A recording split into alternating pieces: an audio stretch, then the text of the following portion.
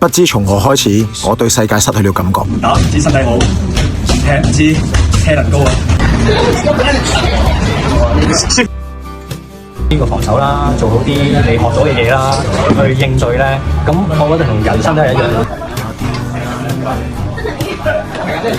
即係打完拳之後咧，出一身汗，我覺得好正，因為我計落咧，我都成有半年冇出過咁大陣汗。打過好快，係啦。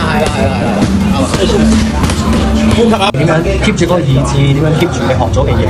跟住俾信心自己，做好每一刻。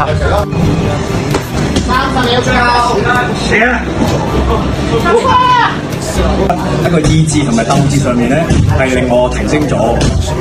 強人從來還強沒雙手爭取也用上。關節咧，咁就好似即係一部機器啊！啲冇生鏽，你喐下佢，可能仲順暢。說你永遠打不低我，打不低我。感覺上個人輕巧咗好多，健康咗啊！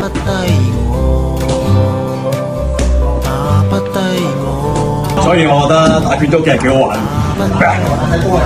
一隻腳50下。你開始無論係意志上啦，定係身體上都係一個幾好嘅精靈咯。